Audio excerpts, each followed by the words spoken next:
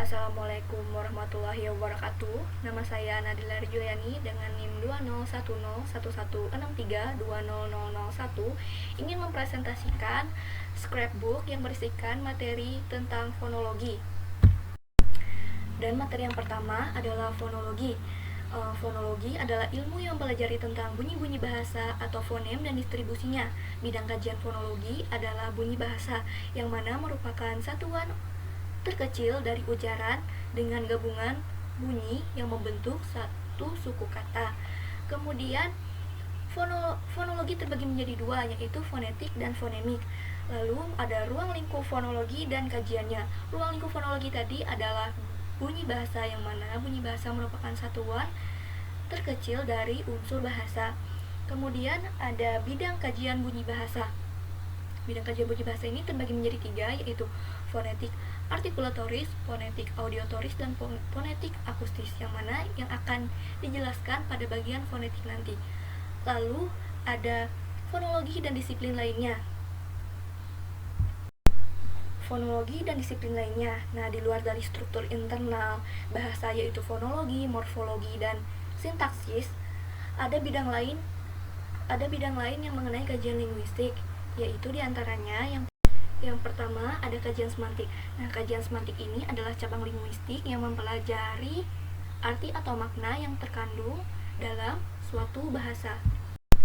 Yang kedua ada kajian leksikografi. Kajian ini adalah kajian yang memanfaatkan kajian fonologi dalam memanfaatkan penulisan entry atau lema dengan penulisan fonetik agar entry tersebut dapat diucapkan dengan tepat dan benar.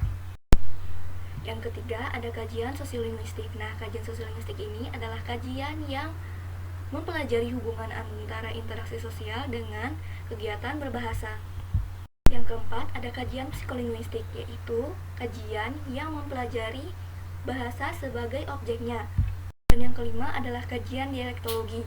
Nah, kajian dialektologi ini adalah kajian yang mempelajari serta membanding-bandingkan bahasa-bahasa yang serumpun untuk mencari persamaan dan perbandingannya. Kemudian materi yang kedua adalah mengenai fonetik. Fonetik atau fonetika adalah bagian ilmu dalam linguistik yang mempelajari atau menyelidiki bunyi bahasa yang diproduksi oleh manusia tanpa melihat fungsi bunyi itu sebagai pembeda makna dalam suatu bahasa. Yang intinya adalah fonetik ini adalah bagian ilmu dalam linguistik yang mempelajari atau menyelidiki bunyi tanpa membedakan makna. Dan jenis-jenis fonetik terbagi menjadi tiga, seperti yang saya sebutkan pada pengertian fonologi tadi.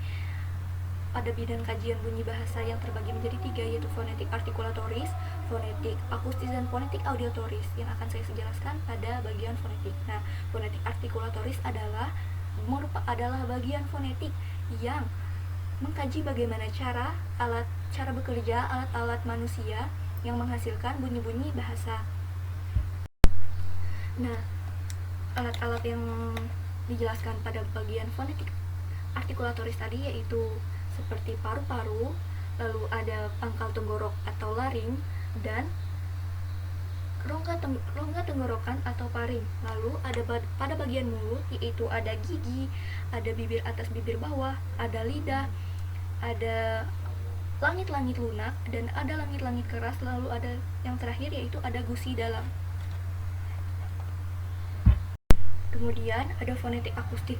Fonetik akustik ialah fonetik yang mengkaji bagaimana bunyi-bunyi bahasa mengalir melalui getaran udara. Lalu yang ketiga ada fonetik audiotoris. Nah, fonetik audiotoris ini adalah fonetik yang mengkaji atau yang mempelajari bagaimana telinga manusia memproses dan menerima atau menangkap bunyi-bunyi bahasa. Kemudian yang ketiga adalah materi mengenai transkripsi fonetik. Nah, transkripsi fonetik adalah penulisan bunyi-bunyi bahasa secara akurat atau secara tepat dengan menggunakan huruf atau fonetik.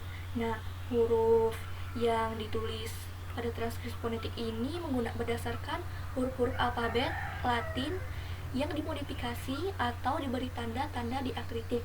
Kemudian, tujuan transkripsi fonetik ini sendiri adalah mengubah suara atau mengubah lisan menjadi tulisan. Lalu ada lambang fonetis.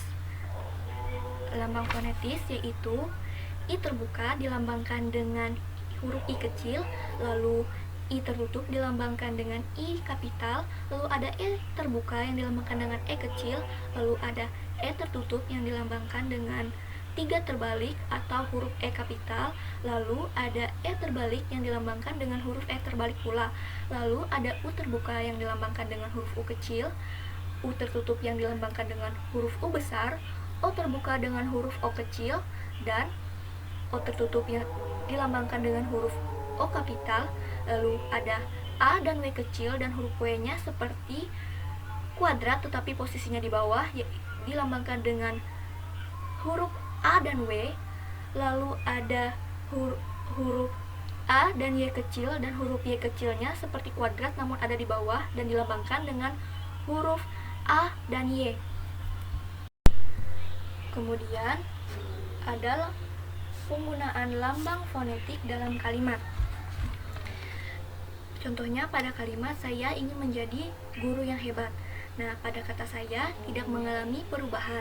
Lalu pada kata ingin terjadi perubahan pada huruf eng atau huruf n dan y yang dirubah lambangnya menjadi eng. Lalu kata menjadi pada huruf E berubah menjadi huruf E terbalik karena penyebutannya yaitu menjadi.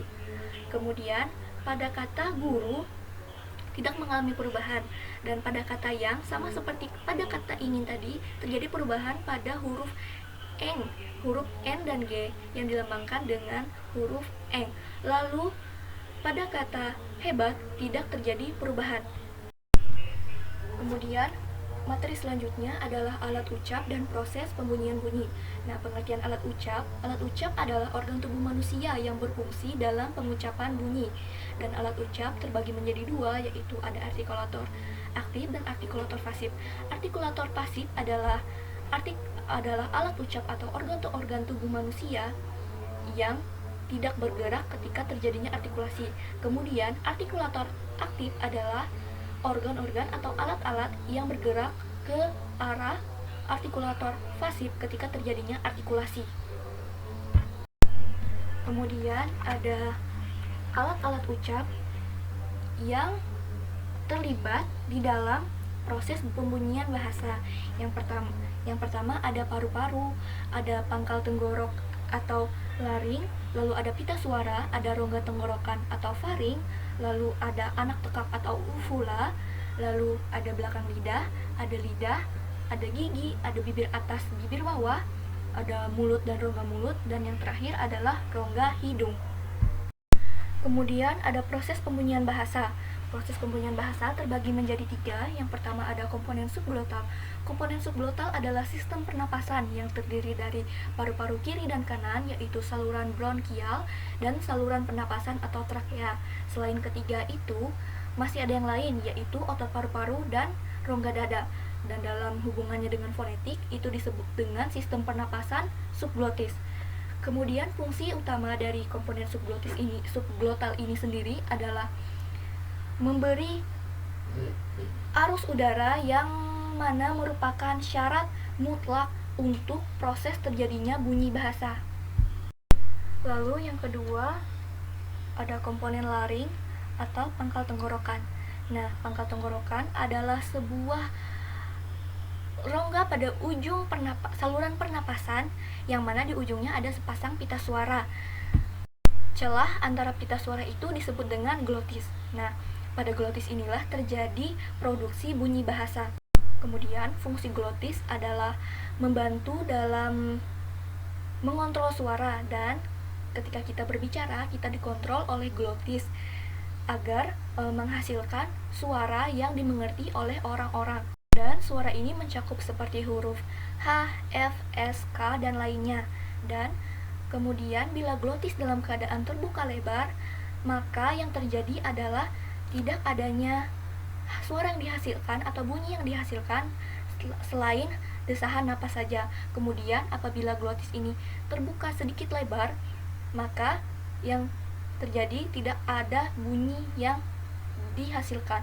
Kemudian apabila glotis ini terbuka sedikit, maka akan terjadi bunyi suara. Lalu, bila glotis ini dalam keadaan tertutup, maka akan terjadi bunyi hamzah atau hambat global. Dan proses pembunyian ini dibantu oleh epiglotis, yang mana epiglotis ini merupakan katup pangkal tenggorok yang mana berfungsi atau bertugas sebagai membuka atau menutup jalannya pernapasan ke paru-paru atau jalan makan dan minuman ke dalam sistem pencernaan. Kemudian yang ketiga adalah komponen supraglotal. Nah, komponen supraglotal ini adalah alat-alat ucap yang berada di dalam rongga mulut dan rongga hidung yang terdiri dari artikulator aktif dan artikulator pasif. Kemudian materi selanjutnya adalah bunyi bahasa. Nah, jenis-jenis bunyi bahasa ini terbagi menjadi 10 bunyi bahasa. Yang pertama ada bunyi panjang dan bunyi pendek, yang mana bunyi panjang dan bunyi pendek ini pembedanya didasarkan kepada lama atau tidaknya bunyi itu diartikulasikan. Kemudian yaitu bunyi keras dan bunyi lunak. Bunyi keras dan bunyi lunak ini pembedanya yaitu kedua bunyi ini berdasarkan ada atau tidaknya ketegangan atau kekuatan arus udara ketika bunyi ini diartikulasikan. Kemudian ada bunyi bersuara dan tak bersuara. Nah, kedua bunyi ini dibedakan berdasarkan ada atau tidaknya getaran pada pita suara sewaktu-waktu bunyi itu diartikulasikan. Kemudian ada bunyi oral dan bunyi nasal. Nah, bunyi oral dan bunyi nasal sendiri adalah bunyi yang dibedakan berdasarkan keluarnya arus ujar. Dan apabila bunyi oral itu bila arus ujar keluar melalui rongga mulut. Dan apabila bunyi nasal itu adalah bunyi yang dikeluarkan melalui rongga hidung. Bunyi vokal, bunyi konsonan, dan bunyi semi vokal ini dibedakan berdasarkan tempat dan cara artikulasinya. Nah, bunyi vokal ini adalah suara yang di dalam bahasa lisan yang dicirikan dengan pita suara yang terbuka sehingga tidak ada tekanan udara di atas glotis. Kemudian bunyi konsonan terjadi setelah arus ujar melewati pita suara diteruskan ke rongga mulut, lalu dengan mendapat hambatan dari artikulator aktif dan artikulator pasif. Lalu yang terakhir ada semi vokal. Nah, semi vokal ini adalah proses yang pembunyian atau pembentukannya mula-mula secara vokal kemudian diakhiri secara konsonan. Kemudian yang keenam ada bunyi utama dan bunyi sertaan. Nah, bunyi utama dan bunyi sertaan ini dibedakan berdasarkan pada adanya proses artikulasi pertama, artikulasi utama atau artikulasi primer, dan adanya artikulasi sertaan.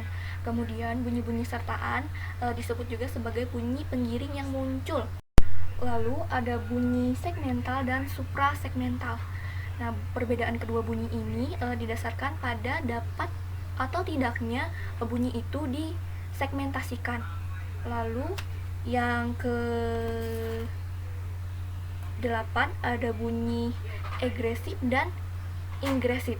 Nah, pembeda kedua bunyi ini berdasarkan di mana datangnya arus udara dari dalam pembentukan bunyi itu sendiri. Kemudian ada bunyi nyaring dan bunyi tak nyaring. Nah, bunyi nyaring dan bunyi tak nyaring ini pembedanya dibedakan berdasarkan derajat kenyaringan atau sonoritas bunyi-bunyi itu yang ditentukan oleh besar atau kecilnya ruang renotasi pada waktu bunyi itu diujarkan. Kemudian yang terakhir ada bunyi tunggal dan bunyi rangkap. Nah, pembeda kedua bunyi ini adalah berdasarkan kepada hadirnya sebuah bunyi yang tidak sama sebagai satu kesatuan dalam sebuah silabel. Kemudian ada unsur-unsur suprasegmental. Nah, suprasegmental adalah unsur-unsur yang menemani atau memengaruhi bunyi bahasa dan bukan merupakan bunyi sejati. Karena bukan merupakan bunyi sejati, sehingga itulah unsur-unsur suprasegmental dinamakan demikian. Dan unsur-unsur suprasegmental juga disebut dengan prosodi. Kemudian, cara mudah memahami unsur-unsur suprasegmental adalah melalui pendekatan fonetik akustis. Yang mana fonetik akustik tadi adalah proses fonetik yang mengkaji bagaimana bunyi-bunyi bahasa itu mengalir melalui getaran udara, dan ada dua sifat akustik yang berpengaruh dalam unsur-unsur suprasegmental, yaitu frekuensi dan amplitudo. Kemudian ada silabel. Silabel atau suku kata adalah satuan ritmis terkecil dalam suatu arus ujaran atau runtutan bunyi ujaran, yang dimana dalam satu silabel ini bisa terdiri dari satu vokal atau satu vokal dan satu konsonan, dan bisa lebih dari itu. Kemudian materi selanjutnya adalah fonemik. Nah, fonemik atau fonem ini memiliki pengertian yang berlawanan dengan fonetik, yang dimana fonetik adalah ilmu yang mempelajari bunyi bahasa tanpa membedakan makna, sedangkan fonemik adalah ilmu yang mempelajari bunyi bahasa dengan membedakan makna, yang dimana fonem ini dapat kita definisikan sebagai satuan bahasa yang terkecil yang bersifat fungsional, yang dimana artinya satuan fonem ini memiliki fungsi untuk membedakan makna. Lalu distribusi fonem. Nah, distribusi fonem ini terbagi menjadi dua, yaitu distribusi fonem vokal dan fonem konsonan. Seperti yang sudah saya jelaskan pada bunyi bahasa tadi yang mengenai bunyi vokal dan bunyi konsonan serta bunyi semi vokal. Bunyi vokal, saya ulangi lagi, bunyi vokal adalah bunyi yang suaranya tidak memiliki tekanan udara pada bagian glotis. Kemudian fonem vokal dalam bahasa Indonesia dapat dibedakan menjadi dua. Yang pertama adalah berdasarkan parameter posisi lidah, dan yang kedua adalah berdasarkan parameter bagian lidah pada waktu pembentukan vokal. Kemudian ada distribusi fonem konsonan, seperti yang saya jelaskan pada bagian sebelumnya mengenai bunyi-bunyi bahasa. Nah, bunyi konsonan ini terjadi setelah arus ujar melewati pita suara dan diteruskan ke rongga mulut dan mendapat hambatan dari artikulator aktif dan artikulator pasif. Kemudian fonem konsonan dalam bahasa Indonesia pun dapat dibedakan berdasarkan yaitu posisi pita suara dan tempat artikulasinya. Lalu ada bagian alofon dan distribusinya. Nah, alofon ini adalah variasi suatu fonem yang tidak membedakan arti. Dan distribusinya terbagi menjadi dua, yaitu yang pertama distribusi komplementer, yang mana distribusi komplementer sendiri sering disebut juga dengan distribusi saling melengkapi. Yang memiliki arti adalah distribusi yang tempatnya tidak bisa dipertukarkan, dan meskipun dipertukarkan juga tidak akan membedakan maknanya itu sendiri. Kemudian yang kedua adalah distribusi bebas. Nah, distribusi bebas ini adalah bahwasanya alofon-alofon itu boleh digunakan tanpa persyaratan lingkungan bunyi tertentu. Kemudian materi selanjutnya adalah mengenai tentang gugus fonem, deret fonem, dan perubahan bunyi. Nah, gugus fonem sendiri adalah gabungan dua buah fonem dalam satu silabel atau satu suku kata, dan gugus fonem sendiri terbagi menjadi dua. Gugus fonem vokal sendiri sering dapat disebut juga dengan diftong, dan contohnya adalah seperti gugus vokal AI pada morfem santai, pantai, ataupun lantai. Kemudian ada gugus fonem konsonan. Gugus fonem konsonan ini sering disebut juga dengan klaster. Contohnya adalah pada gugus fonem konsonan BY pada morfem ambyar. Namun pada fonem konsonan tidak hanya gabungan dari dua fonem, tetapi akibat adanya adaptasi dari bahasa asing, yaitu seperti bahasa Inggris atau bahasa Belanda yang terdapat dalam bahasa Indonesia, jumlah gugus fonem itu menjadi 3 di dalam satu silabel. Yang pertama itu adalah gugus fonem konsonan SKR pada kata skripsi atau pada kata transkrip. Kemudian gugus konsonan STR pada morfem demonstran. Kemudian pada konsonan SPR pada morfem spring ataupun sprint. Yang selanjutnya ada deret fonem. Berbeda dengan gugus fonem yang berada di dalam satu silabel atau satu suku kata yang sama, deret fonem berada di dalam silabel atau suku kata yang berbeda meskipun berdampingan. Dan deret fonem pun terbagi menjadi dua. Yang pertama, deret fonem vokal ini di mana dua buah huruf vokal berada di dalam satu silabel atau suku kata yang berbeda tetapi letaknya berdampingan dan dibaca secara terpisah, seperti contohnya pada deret vokal aa pada morfem saat, taat, atau jemaah. Kemudian ada deret fonem konsonan, adalah dua buah huruf konsonan yang berbeda di dalam silabel yang berbeda pula. Dan sejauh ini deret konsonan di dalam bahasa Indonesia itu ada sekitar 52 deret konsonan. Nah, contohnya diantaranya adalah deret konsonan BH pada morfem syubhat atau subhana. Lalu ada juga deret konsonan pada konsonan BL, yaitu pada morfem kiblat ataupun ablaut. Kemudian akibat perubahan bunyi. Perubahan bunyi ini diakibatkan oleh beberapa akibat. Yang pertama adalah akibat adanya koartikulasi. Koartikulasi atau artikulasi sertaan atau artikulasi kedua adalah proses artikulasi lain yang menyertai terjadinya proses artikulasi utama atau artikulasi primer ataupun artikulasi utama.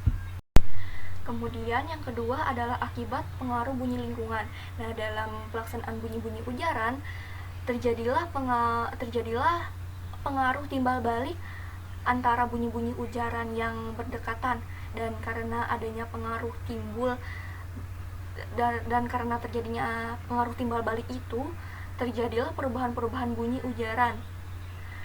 Ada perubahan yang jelas terdengar, adapun perubahan yang tidak jelas terdengar. Kemudian yang ketiga, akibat distribusi.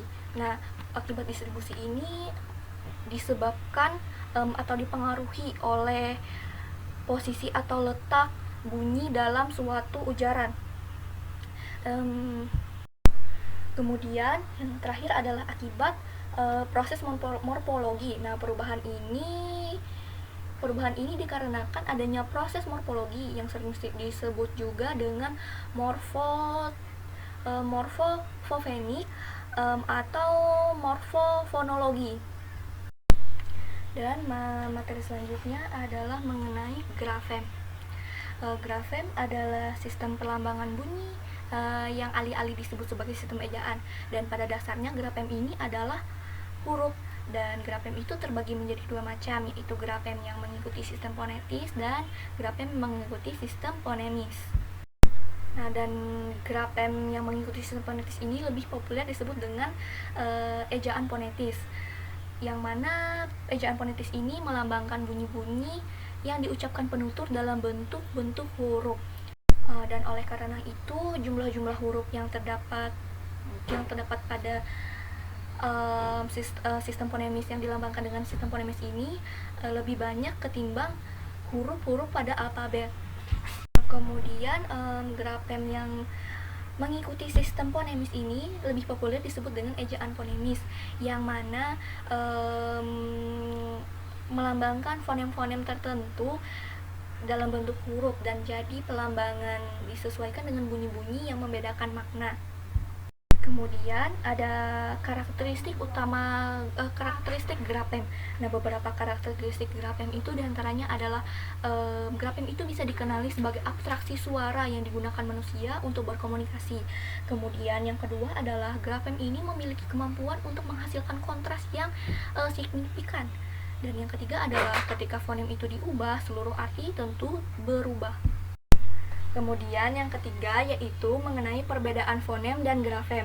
Nah, perbedaan fonem dan grafem ini terletak pada grafem membicarakan mengenai huruf, sedangkan fonem membicarakan mengenai bunyi.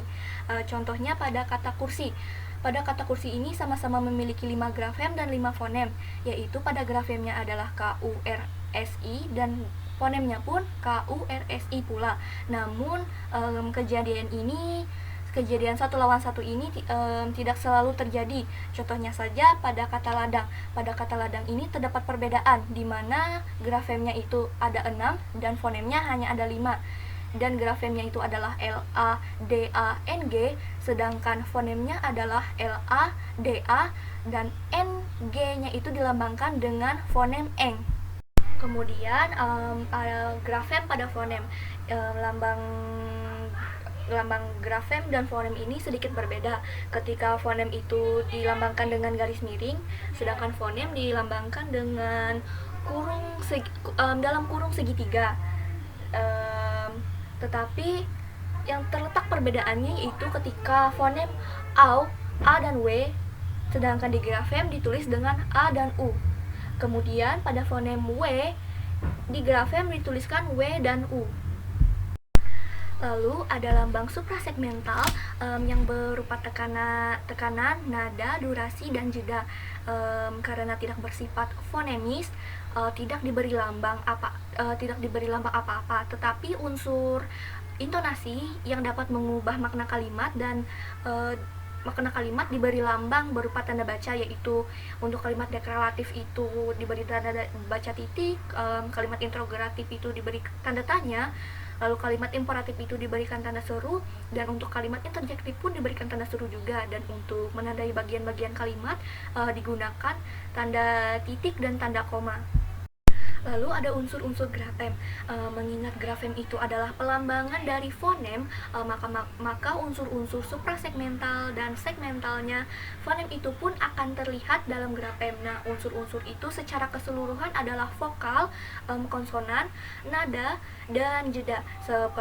Maka grafemnya akan sesuai penulisannya seperti bunyi yang dihasilkan oleh fonem. Dan yang terakhir adalah kesalahan berbahasa dalam bidang fonologi. Nah, kesalahan berbahasa adalah pemakaian atau bentuk-bentuk tuturan yang tidak diinginkan atau tidak sesuai oleh penyusun program dan guru pengajaran bahasa.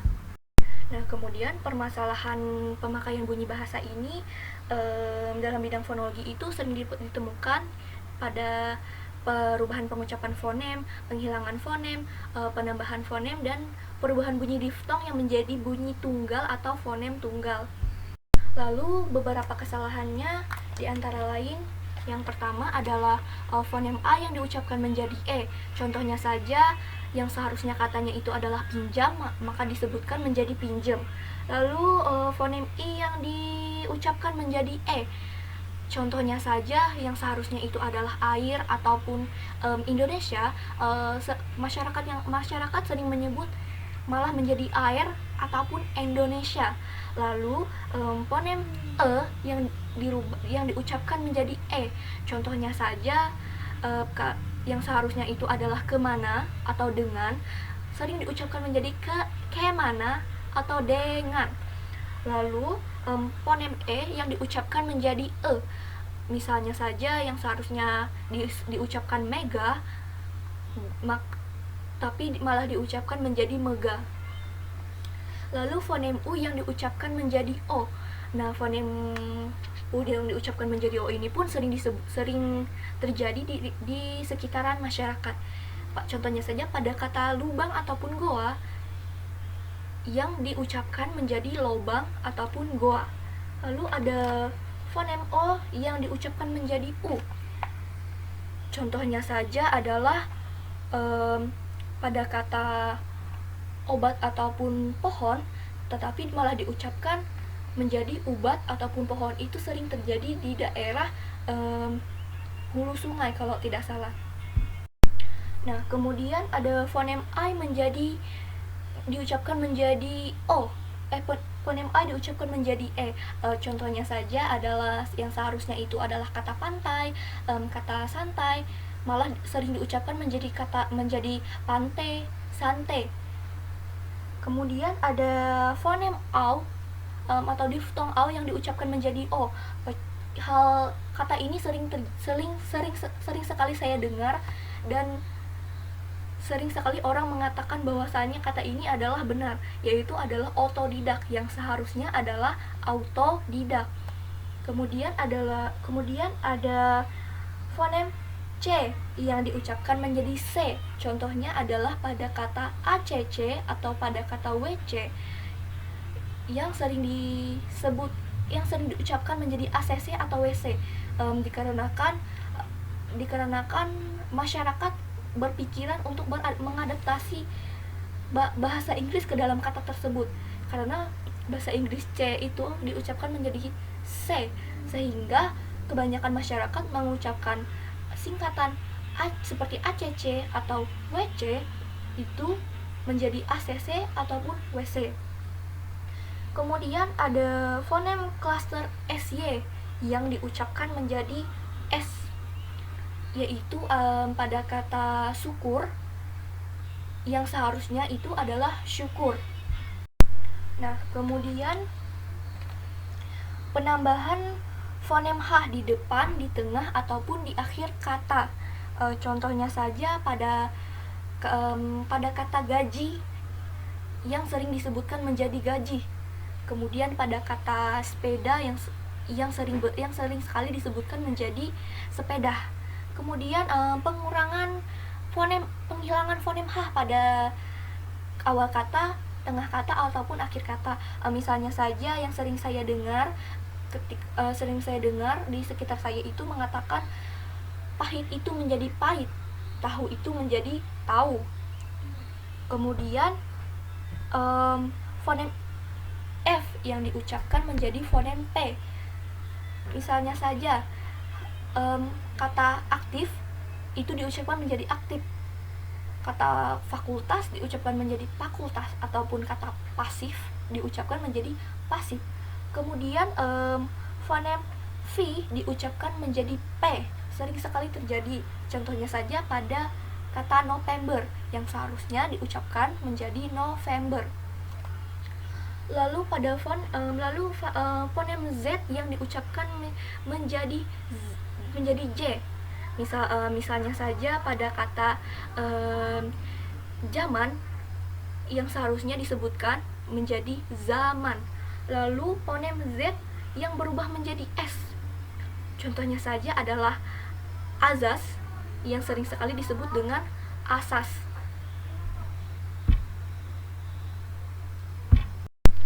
Lalu ada fonem KH yang diucapkan menjadi H. Yang sering terjadi itu seperti kata khawatir yang seharusnya adalah khawatir. Kemudian ada kata akhlak yang seharusnya itu adalah akhlak. Dan yang sering saya dengar adalah pengkhianat.